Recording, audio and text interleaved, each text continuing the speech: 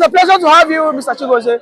The Prime Minister of Biafra in diaspora has led the Nigerian government that if anything dares happen to Peter Obi, that if a mosquito perch on him or any Biafra man living in Nigeria, that the wrath of Biafra would descend on Nigeria. And what's your take on this?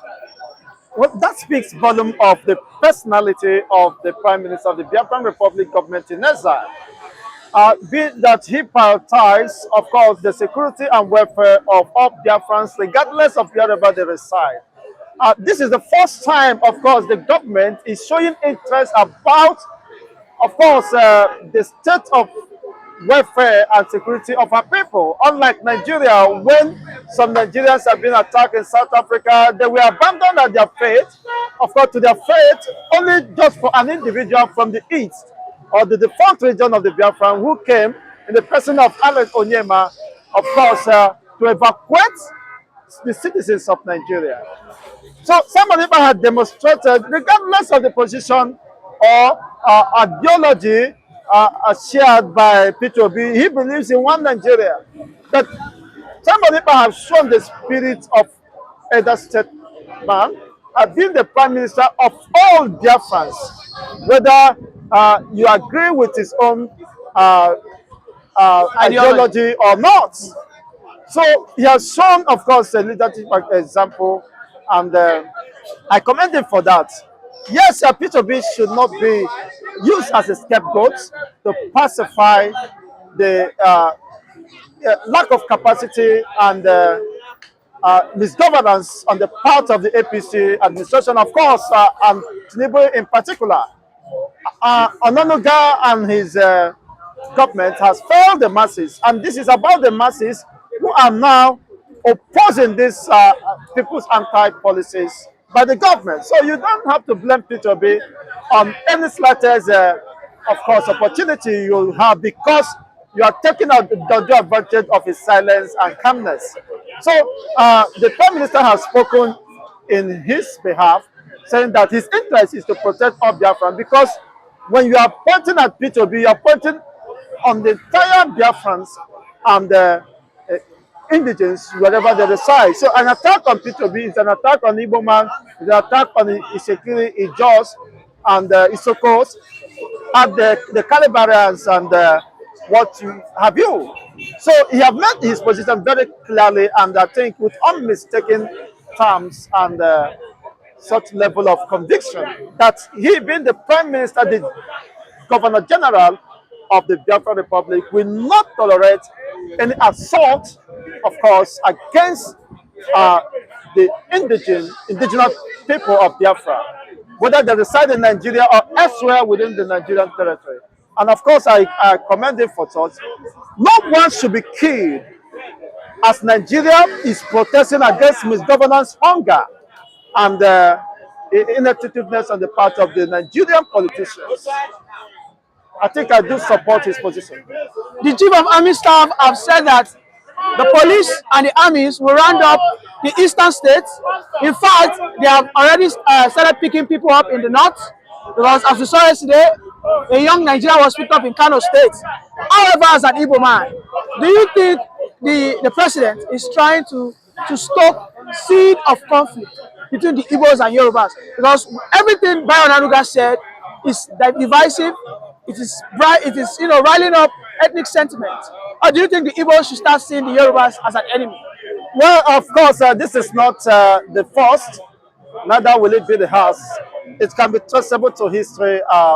The antecedents of the Yorubas, especially the political class, have been so antagonizing.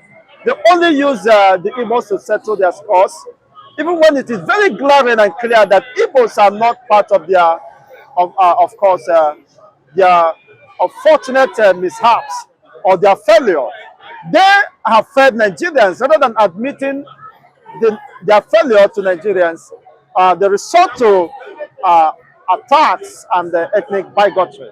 So the president of Onanuga have expressed the level of his ethnic bigotry and the hatred for the Igbos. But that notwithstanding, I believe there are some Yorubas who are more articulate, who understood that Igbos of course, are great people, and they are peace-loving people. They don't live in the bushes. They are not the ones causing unrest in the southwest. So why should you go after them? And whatever happens, I believe these are just a cheap way of distracting the people. They know that they have fed Nigerians, and the Nigerians are coming after them. So they are looking for a way, a divisive way to distract the attention of the people. But I think they are getting it wrong at this time. Nigerians are, of course, are waking to the reality. Maybe perhaps hunger have forced Nigerians' minds and brains to start working. So it's a show of frustration on the part of Onanuga and whatever he represents. You know that one of the people Onanuga accused was Patutomi, and Patutomi has responded. However, Peter Obi is silent. How do you think Peter Obi should best respond to Onanuga? Well, Peter Obi is Peter Obi, and of course, people understand his antecedents. Being silent does not mean a sign of weakness on his part. Are you sure? Well, of course, he understood that this is just mere distractions. It's just empty noise by empty vessels who perhaps might not have anything to offer. Otherwise, they have been given the stage, and they are not anywhere to be found, making life more miserable and frustrating for all Nigerians. Well, this is not a surprise to people like us. We understood that the antecedents, having, of course, studied their past, we know their presence will mean nothing, of course, to Nigerians, and the reality is starting up. They have been given the mantle of leadership. The same Onanuga and Tinubu mobilized the southwestern population to protest against Jonathan government at Ajata Park, or whatever they call it. So why is he afraid of the protest of Nigerians by Nigerians? It's not about the Biafrans. These are Nigerians crying out that the level of economic mishaps hardship forced on them deliberately by the policies, anti-people policies of this government, and maladministration of this government has brought on them. So you can't blame anybody for your failure. You are the architect of your failure. Removal of subsidy and other monetary policies have not, of course, helped you either. Any step you take, you end up making more grievous mistakes. So Onanuga should blame his lack of capacity even to advise his principal on what to do. So it's quite unfortunate for the military saying that they are rounding up people. That is not the way. Even the military have expressed frustration over the biting economic mishaps, that they can't fend for their families, that their pension or whatever salary they receive is useless. So why should the military be going after those who are even protecting their own interests? Well, that is not my own area of interest. Whatever happens, but the military should know that it's the people that owns the government, and the people have the right to, of course, protest, to call the attention of the government when the need arises, and especially just as we are seeing it today, that in less than 1 year, people, tens of millions of Nigerians have been pushed below poverty line by this maladministration of Ahmed Bola Tinubu. So the military should be aware, to be careful, that the masses, when they rise, you can't stop them with the barrels of God, with bullets. How many will you kill? They are demanding for the collective goods and interests of all assembly, including the military, who are frustrated, who even have nothing to fall back on. So who are they? Whose interests are they defending? How can you arrest individuals who said we have to call the attention of the government and to address this nagging national calamity that have befallen, or in fact, a state of emergency should be declared in any sense society where we have responsible government and where the government protects and cater for the welfare of the citizens. But the reverse is the case here.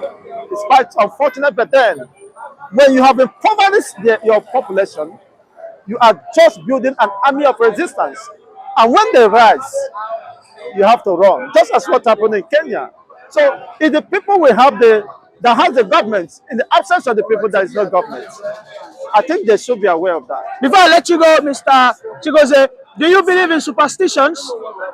You know, I mean, there was a superstition that if I'm is it Abubakar or Tafawa Balewa, I can't recall, during the coup that laid a cause that the Igbos will never become the president. Do you think that cause is what is actually fighting against a Peter Obi or the Igbo race in this race of presidency? That is a cheap. It's a cheap propaganda. But I know you've heard about it. Igbos are blessed. I know you've heard about it. When it comes to, well, I don't think that is. When it comes to commerce, when it comes to progress, Igbos are more advanced in all ramifications compared to whom you mentioned and his people. Ahmadu Bello, yeah, Ahmadu Bello. The people are in the bush running cattle. So is that a sign of blessing? To cry out. But you said that he laid a cause on you the have Igbo. been in government. Of what importance is that government to you and your people? Today, your people are mobilizing.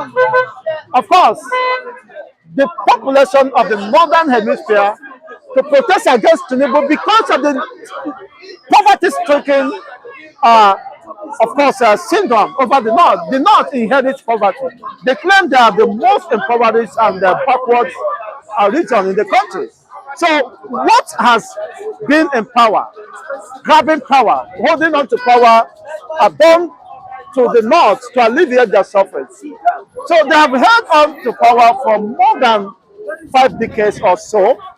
That has not benefited them either. They are still crying today. The extent of poverty is second to none. Insecurity have dislodged and displaced and have disrupted the communal and societal, of course, activities. They are rather studying for safety in IDPs. So I think the North should be more concerned about what happens to them than the Igbos who are already made up their mind to leave. And when their determination is torn, nothing can deter them. So Nigeria is not working, whether presidency or not. Look at the Yoruba that have the presidency. Are their people not being killed? So where is the Tinubu whereabouts? Where is the essence of the presidency? The North, the Southwest, we are the first people that shout a bit by me, your brothers. With due respect, Mr. Lee. They are the first people that shout, we are hungry. Everybody's hungry. Everybody's hungry. But they are the first people to lament. They just couldn't hold it, so they have to speak up.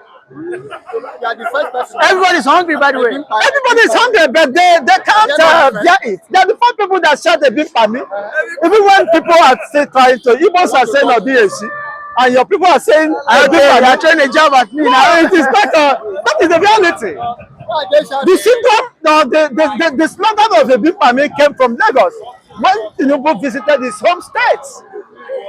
Rather than energizing him, Jagaban is here. Jagaban is here. The president is here. They told him, guy, we are hungry.